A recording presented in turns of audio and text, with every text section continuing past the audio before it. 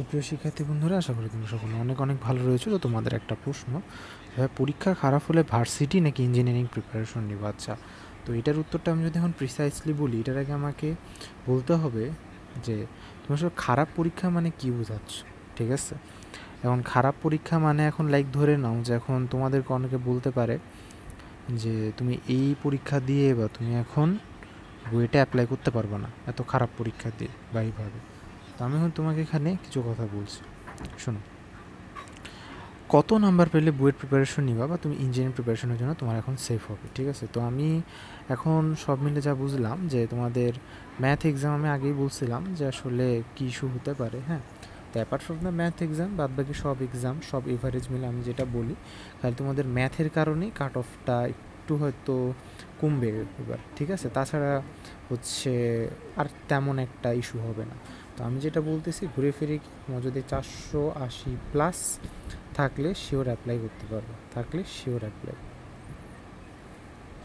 আচ্ছা, এখন একটা ঘটনা দেখো, ইস্যু হচ্ছে একটা কথা, সেটা হচ্ছে যে ভাই A/A- পেলে। আচ্ছা, এখন দেখো, ফার্স্ট অফ অল আমার একটা পার্সোনাল ধারণা যে তুমি যদি কোনো সাবজেক্টে এখন A- পাও, ঠিক আছে, আর A- পেলে এখন তুমি আদৌ 480 পাবা কি না এ ব্যাপারে একটু দেখতে হবে। কারণ A- যদি খুব বেশি ভুল না বলি, তাও কিন্তু 130, মানে তোমার কিন্তু অলরেডি কিন্তু 70 মার্ক কিন্তু তোমার কিন্তু কমে যাচ্ছে বা তার নিচে চলে যাচ্ছে। কারণ বাদ বাকি 2 সাবজেক্ট মিলে তুমি যদি অত নাম্বার তুলতে পারো, অবশ্যই পারো। তো A বা A- পর্যন্ত যদি তুমি পাও, আর তোমার যদি 480+ থাকে, তাহলে তুমি ইঞ্জিনিয়ারিং প্রিপারেশন নাও। কারণ আমার যত স্টুডেন্ট আছে সবার সাথে কথা বলছি, আমার প্রায় যত স্টুডেন্ট ছিল ফ্রম রাজশাহী টু পুরো বাংলাদেশ, সবার সাথেই কথা বলছি।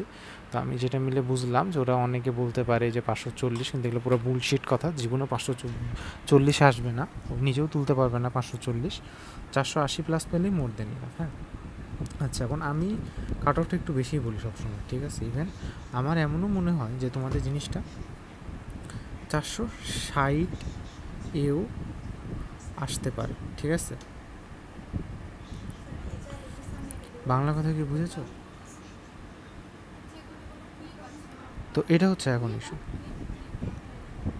এখন তারপরে দেখো 2 নম্বর আরেকটা প্রশ্ন আছে, সেই 2 নম্বর প্রশ্নটা হচ্ছে কিভাবে ইঞ্জিনিয়ারিং প্রিপারেশন নিব। তো আমি প্রথম কথা একটাই বলি যে কোনো একটা জায়গায় ভর্তি হও, ঠিক আছে, কোনো একটা কোচিংয়ে ভর্তি হও, কোনো একটা টিচারের কাছে পড়ো। তাহলে আমি তোমাকে বলি 3টা প্রবলেম। এক হচ্ছে কোচিং,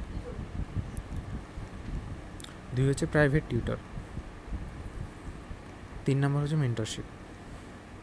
আচ্ছা, এখন দেখো তোমাকে সবগুলা কাজ বলি। প্রথম কথা হচ্ছে যদি কোচিংয়ের কাছে তুমি ভর্তি হও, তাহলে কোচিংয়ের কেসে তোমাকে আমি রিকমেন্ড করবো যে গো ফর উদ্ভাস। এক কথাতে গো ফর উদ্ভাস, ঠিক আছে। আচ্ছা ভাই, আপনি কি অন্য কোচিংকে সহ্য করতে পারেন না? আপনি কি কারো দালাল? প্রথম কথা হচ্ছে উদ্ভাসের বিজনেস মডেল আমার নিজেরও পছন্দ না, ঠিক আছে, আমার নিজেরও খুব একটা বেশি পছন্দ না। কিন্তু এখন আমরা যেটা মনে করি যে আসলে উদ্ভাসের কেসে জিনিসগুলো খুব বেশি সুইফট হয়ে থাকে, ঠিক আছে। এখন আমার BCS-এর ইস্যুতে আসলে তেমন একটা আমার ধারণা নেই। সো এখন আমার যেহেতু আশা করি হয়তো ভালো কিছুই দিতে পারবে তারা, ঠিক আছে, তখন সে গেছে। আমার যদি এখন পরবর্তীতে মনে হয়েছে যে না ভালো জিনিসটা, তাহলে অবশ্যই আমি রিকমেন্ড করবো।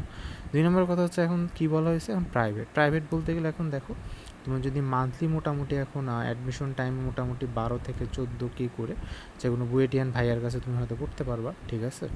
এখন আমি টিউশন আসলে আমার আসলে বুঝলে অত সময় থাকে না, তো তুমি অনেকেই আমাকে নক করছো, প্রায় আমাকে প্রায় 60-70 জন নক করছো টিউশনের জন্য। বাট বিষয় হচ্ছে ভাই দেখো যে আমার তো আসলে তো ইয়া নেই।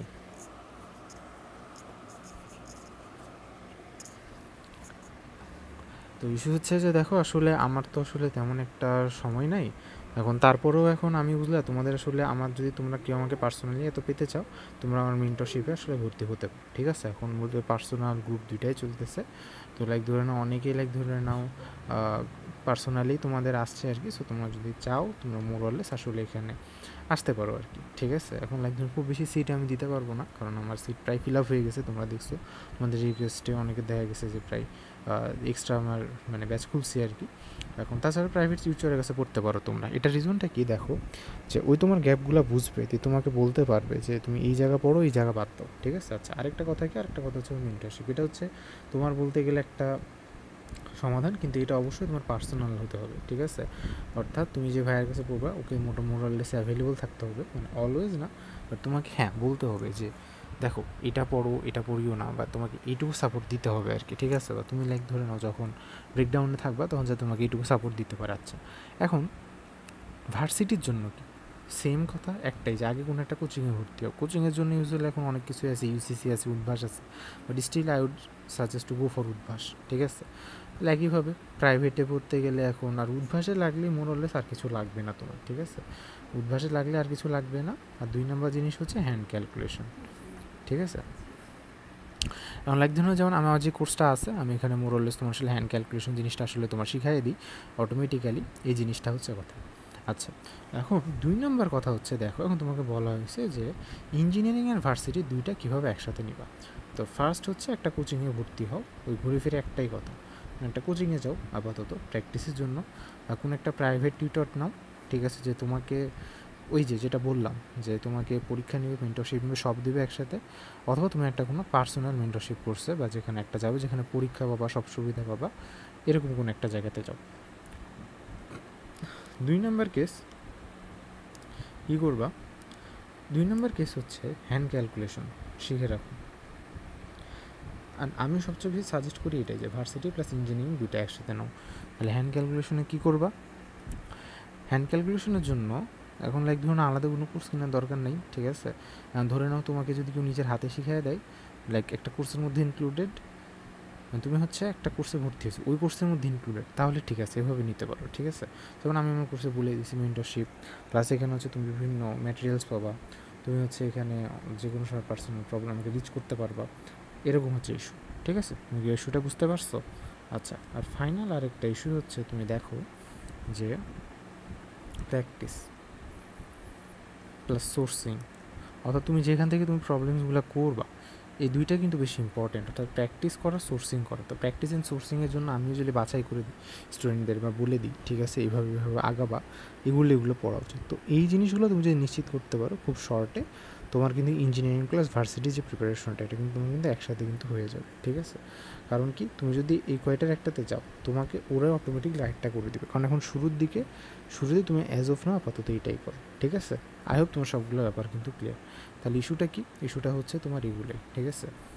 আচ্ছা, তাহলে 480+ পেলে তুমি মোরলেস তুমি শিওর থাকতে পারো, ঠিক আছে? আর ইঞ্জিনিয়ারিং ভার্সিটি প্রিপারেশন তুমি প্যারালাল নিতে পারো, কারণ এখান থেকে গিয়ে রুটিনটা তোমার ফলো করতে যেভাবে সুবিধা হয় ওভাবে তুমি ফলো করিও। আর যেটা বললাম আর কি, যে ইদার তুমি হচ্ছে কোনো প্রাইভেট নিতে পারো বুয়েটের ভাইয়ের কাছে বা যে কোনো ভাইয়ের কাছে, পার্সোনাল মেন্টরশিপও করা ভর্তি হতে পারো, কোচিংও যেতে পারো। এখন দেখো যেটা তোমার জন্য সবচেয়ে বেশি অ্যাফোর্ডেবল মনে হয় আর কি, ঠিক আছে? আর নিচে পড়তে হবে অবশ্যই, ঠিক আছে? নিচে না পড়লে যার কাছে ভর্তি হও কোনো লাভ নেই। তোমাকে আমি সর্বোচ্চ বলতে পারবো, আমি চাপ দিয়ে পড়া আদায় করে নিতে পারবো, ঠিক আছে? তো এরকম কারো কাছে ভর্তি হও যে তুমি নিজে থেকে পড়ার মানুষ না হও, যেমন আমি ইউজুয়ালি আসলে চাপ দিয়ে পড়া আদায় করে নিই, কিন্তু তোমার প্রাইভেট টিচার্সরাও আসলে পারবে। তো যেমন দেখো লাইক ধরে নাও এরকম হলে ভালো, কিন্তু নিজে থেকে পড়ার অভ্যাসটা তৈরি করো, ঠিক আছে? আচ্ছা ঠিক আছে, তাহলে থাকো, টাটা। প্রতিদিন এখন থেকে নতুন ভিডিও নিয়ে আসবো, দেখা